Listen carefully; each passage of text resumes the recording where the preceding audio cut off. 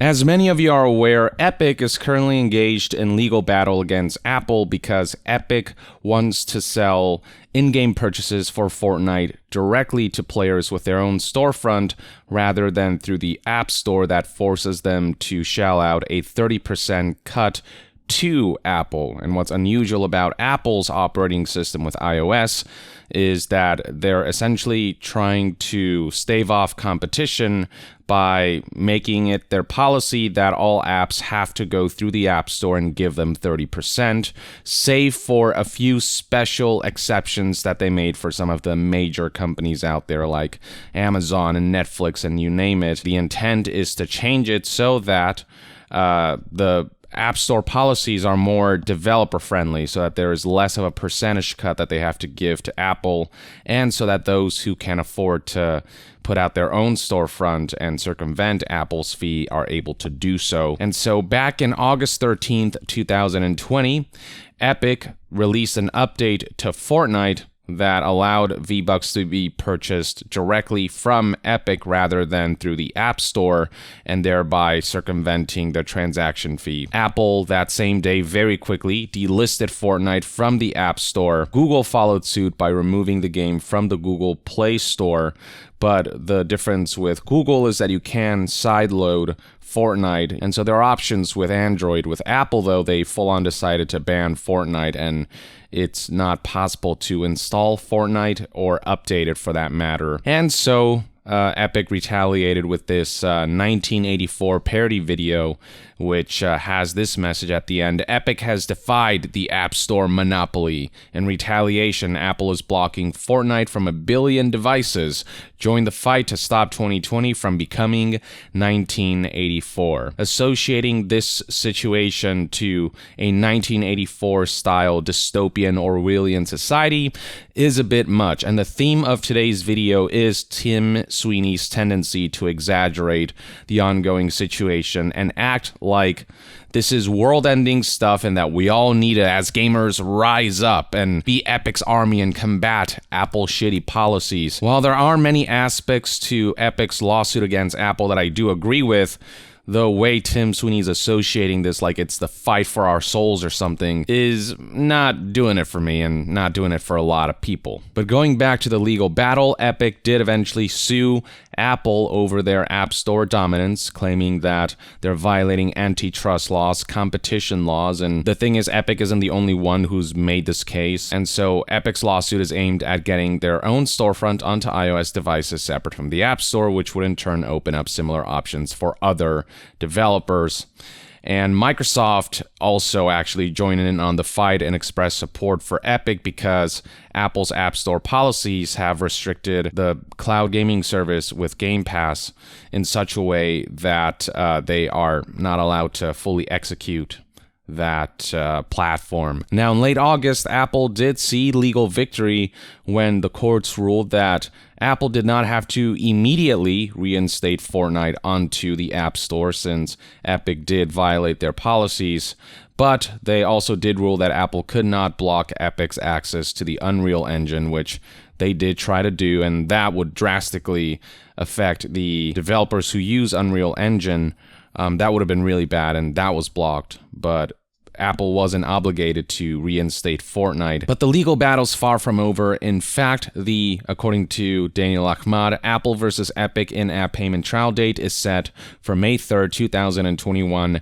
Apple and Epic both agreed to a bench trial rather than jury trial. Focus will be on Apple as a monopoly over app distribution, forcing 30% cut. So that's kind of where we're at with the Epic versus Apple situation. And as I said, the way Tim Sweeney's trying to get customers to fight for something that clearly only benefits the company, the level of hyperbole there is simply way too much. And Tim Sweeney's taken it a step further by comparing his fight against Apple to the fight for civil rights. Yikes. So this was reported by news outlet TechCrunch. Now, recently, Tim Sweeney and Epic and their legal battle against Apple did manage to move the needle a little bit. Apple announced as of the publishing of this article, November 18th, 2020, on that day, that they would be reducing the App Store commissions for smaller businesses. So developers earning less than $1 million per year pay a 15% commission on in-app purchases rather than the standard 30% commission. So it is a step in the right direction. The people who shouldn't be taxed as much, the people making less money via the App Store, are now getting charged less. And many believe that this was a reaction to all of the scrutiny Apple has been facing because of their questionable and overly restrictive and potentially antitrust App Store policies. So the article assumes here that this is all an apparent reaction to current investigations into Apple by Congress, the European Union, the Justice Department, and the Federal Trade Commission on antitrust grounds. So it isn't just Epic that is questioning Apple on their store policies. Same thing goes for a number of government organizations and bodies as well. Now, in response, Tim Sweeney said that he doesn't believe this 15% commission reduction for apps that earn less than $1 million per year is going far enough.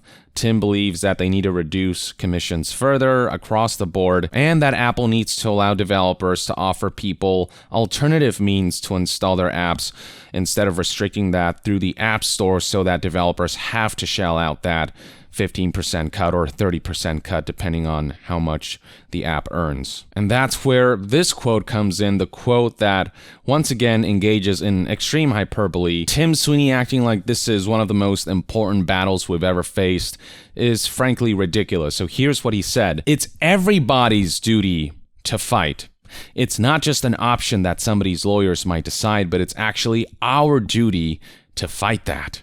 If we had adhered to all of Apple's terms and, taken their 30% payment processing fees and passed the cost along to our customers, then that would be Epic colluding with Apple to restrain competition on iOS and to inflate prices for consumers. So going along with Apple's agreement is what is wrong. And that's why Epic mounted a challenge to this. And you can hear of any and to civil rights fights where there were actual laws on the books and the laws were wrong and people disobeyed them, and it was not wrong to disobey them because to go along with them would be collusion to make them status quo. I don't know how tone deaf you have to be to compare two corporations fighting over who gets to keep more money over Fortnite, comparing that to people who are literally oppressed and were kind of in a lower class, who were fighting laws that were saying that they were less human than everyone else.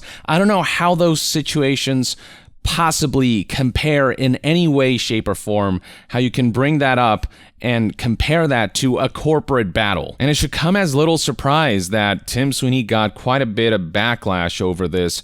Just looking at the tweet that TechCrunch posted linking to this article, you can see the ratio here. More people quote tweeted than liked this tweet. And then Tim Sweeney doubled down with this response, which you can see has been ratioed 244 likes versus 526 replies.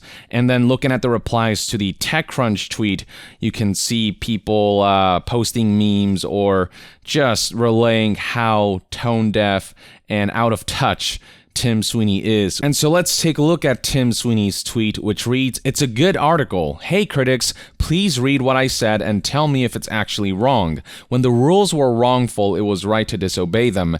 That's the comparison to the civil rights movement." That is still no comparison. You intentionally broke the rules that Apple set for themselves in their App Store policies and got banned from that one platform, but you are still a multi-billion-dollar corporation and are still raking in microtransactions money by the millions and billions through purchases being made on other platforms like PC, Android, PlayStation, Xbox, you name it. You are far from oppressed right now. You're just making less than potentially you could be. But to say that disobeying an App Store policy and not getting more money than I already have as a result, and to say that that's similar to having to break laws that literally dehumanized certain groups of people, and comparing that human rights struggle to corporate, I wouldn't even say struggle, just inconvenience. What is wrong with you? For a very rich CEO who's in a powerful position, has tons of money and resources, for such an individual to try to say that their struggle is in any way, shape, or form akin to that of the common folk who are fighting for their literal rights as the law itself disadvantaged them on so many levels. I mean, come on, dude, really? Near universally, the feedback has been negative against Tim. So we got Twitter user Rob Tanner who said, that's got to be one of the most amazing false equivalency arguments ever made. A CEO of a billion-dollar company claiming the fact that he has to pay a store to distribute his product is like the fight for a black person to be treated as an equal human.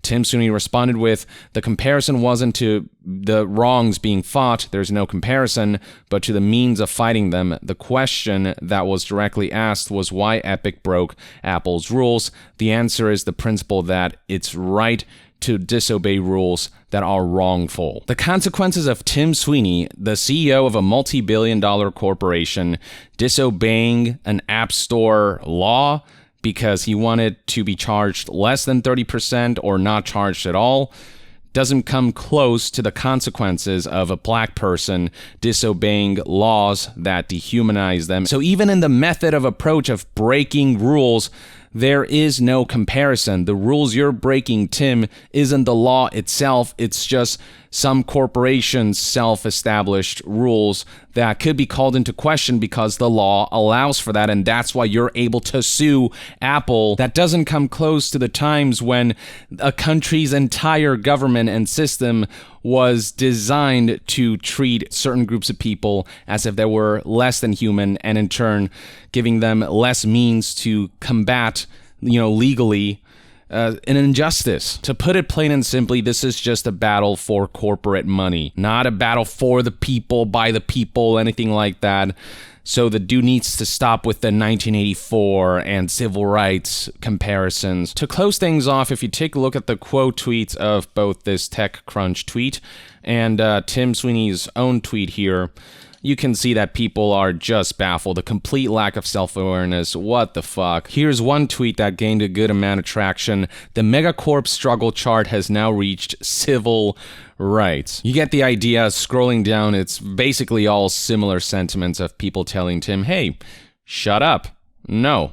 No, not even close. Similar tweets can be found looking at the quote tweets to Tim Sweeney's response, where he doubled down on this stance that the comparison to the civil rights movement was a fair one. So yeah, Tim, get your head out of your ass and stop giving your battle more importance than it deserves. Again, I'm hoping for positive change with all this, but let's actually be level here about how important this is and who you're actually fighting for. You're fighting for your company and your money. Stop making this out to be like it's a fight for the people. It's not. And here's the thing, this isn't the first time that a game company or CEO has made hyperbolic comparisons or asked people, players, customers to fight their battles for them. So as an example, when EA got fined 10 million euros in the Netherlands after the court sided with the gambling commission that EA's loot boxes were in fact gambling, they actually had the balls to say that them not being able to nickel and dime players was restricting their freedom of expression. Take-Two and 2K, after Belgium and Netherlands cracked down on their loot boxes, they recommended that you, the players, contact your local government representative to communicate your opinion about how, 2K disagrees with the interpretation of the Belgian Gaming Act. And then back in 2019, during an interview with news outlet Business Insider, Take-Two CEO Strauss Zelnick relayed the following sentiment: the US government is not going to regulate what monetization mechanics exist inside a video game. That's just not going to happen. That would just be horrible law in a country that has the First Amendment, so I don't believe that will happen. Essentially, relating the regulation of gambling and loot boxes to restricting freedom of speech. So yeah, game company CEOs tend to have a flair for the dramatic and tend to think that the struggles of the top 1% are the same as the struggle of the bottom 99. It's just ridiculous. And Tim Sweeney is rightfully getting well-deserved backlash for such an asinine statement. Or at least that's one man's take on what I believe to be an awful, truly awful take on Tim Sweeney's part, and the fact that he doubles down on it and doesn't admit defeat or that he might have screwed up by making this comparison. The fact that he shows no remorse to any of this just speaks to his lack of self-awareness. But alas, it is what it is. Let me know in the comments below what your thoughts and opinions are on all of this. And to be further updated on all things gaming news, reviews, and discussions, stay tuned right here on Young Yeah. I'll see you guys next time. Young out.